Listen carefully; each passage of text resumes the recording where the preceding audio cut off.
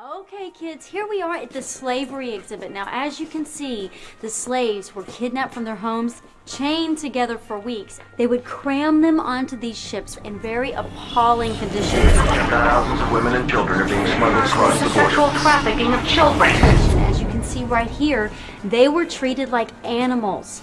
They worked all day long for no pay. In sweatshops raided by police, children forced into slave labor. Some of the slave masters were very cruel. They whipped them and they beat them, as you can see in some of these pictures. Torture and assault be brutal, even fatal. So, before moving on, are there any questions? Does this still happen today?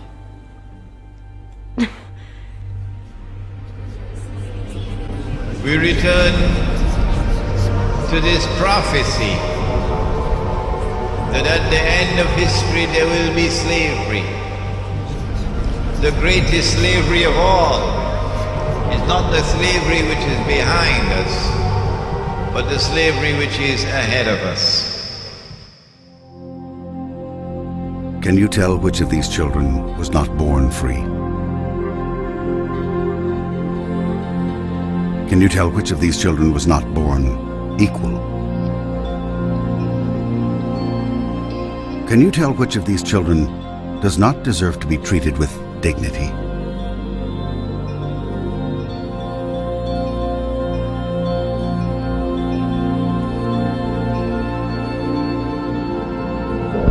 We can't either.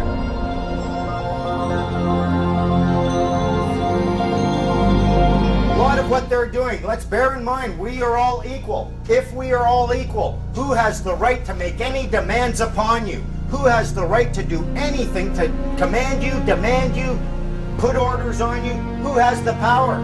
No one.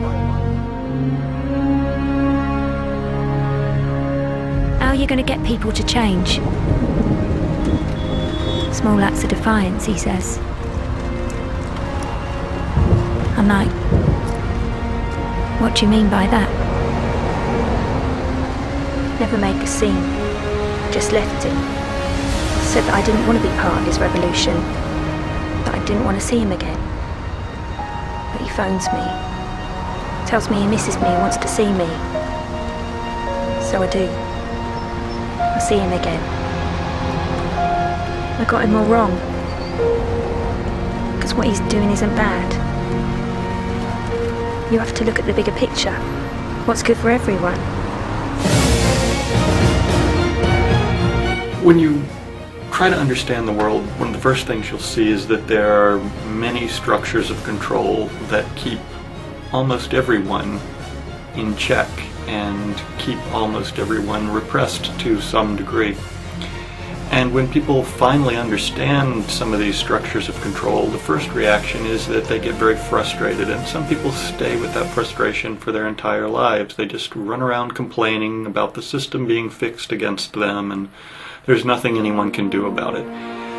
Personal freedom is something that only you are responsible for, and if you ever stop working for it, you'll lose it. Let me tell you why you're here. You're here because you know something. What you know you can't explain, but you feel it. You felt it your entire life, that there's something wrong with the world. You don't know what it is, but it's there, like a splinter in your mind, driving you mad. It is this feeling that has brought you to me. Do you know what I'm talking about? The Matrix. Do you want to know what it is? The Matrix is everywhere. It is all around us. Even now, in this very room. You can see it when you look out your window or when you turn on your television. You can feel it when you go to work, when you go to church, when you pay your taxes. It is the world that has been pulled over your eyes to blind you from the truth. What truth? That you are a slave, Neo. Like everyone else, you were born into bondage, born into a prison that you cannot smell or taste or touch. A prison for your mind.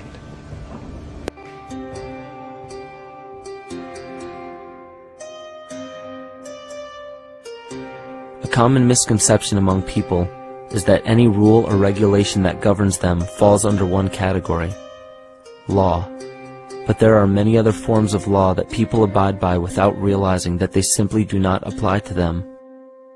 Another misconception is that a nation's constitution gives us our rights. A constitution does nothing more than list the rights that we already have. We are born with inalienable rights, endowed to us by our Creator. They are not given to us, and they cannot be given away. The most a person can do with a right is choose whether to exercise it or not. Maritime admiralty law is what's known as the law of the water. It is superseded by civil law and only applies to those who willingly contract themselves into it. The definition of admiralty law is a body of private international law governing the relationships between private entities which operate vessels on the oceans. Let's look at how and why a form of law that is fashioned to govern corporations, businesses, and vessels has imposed its rule over natural human beings. This is all done through a form of word magic. A simple perversion of language has made it possible to convince people around the world that these alternative laws apply to them. One of the predominant beliefs in modern culture is that licenses, permits, registrations, and other forms of documentation are required to operate motor vehicles, use public roads, build structures and establishments, engage in free enterprise, and much more. Sadly, these beliefs are based on little to no investigation whatsoever, and are false. This belief structure is perpetuated by maritime admiralty law. This form of law was originally created to govern ships docking in foreign nations for the import or export of products and resources. It deals with banking and merchant affairs, not civil affairs. When a product is taken off of a ship and brought into a foreign land, that nation takes custody of the resource and accounts for it with a certificate. That certificate marks the birth date of that product in the custody of the respective nation. Think of why it is supposedly required to have a certificate of live birth in the first place. The Barron's Dictionary of Banking Terms defines a certificate as a paper establishing an ownership claim. So right there, we notice that everyone with a birth certificate is defined as being owned. People are used as collateral with other nations because the U.S. is bankrupt. The United States declared bankruptcy on March 9th of 1933. At this point, the U.S. began taking out loans from a private, non-government affiliated corporation called the Federal Reserve. With no money to pay back the loans, the United States began using the citizens as collateral. All birth and marriage certificates are literally warehouse receipts. Just look at the similarities of warehouse receipts and birth certificates. Both document the date of issue, a serial number, registration number or receipt number, a description of the product, and an authorized informant to notify the appropriate government agency. With all of this information being readily available, the majority of people are unaware of their involvement with maritime admiralty law. This is possible through the manipulation of language. This admiralty law changed the meaning of the word person from a natural living person to a corporation. Driver's licenses, vehicle registrations, auto insurance forms, building permits, gun permits, work permits, tax filing documents, birth and death certificates, traffic citations, and many other forms of documentation that were once believed to be absolutely necessary only apply to persons or corporations. Upon signing such a legal document, you are indirectly waiving your rights under the Constitution and lowering your status to that of a corporation that is created with the same exact name as you.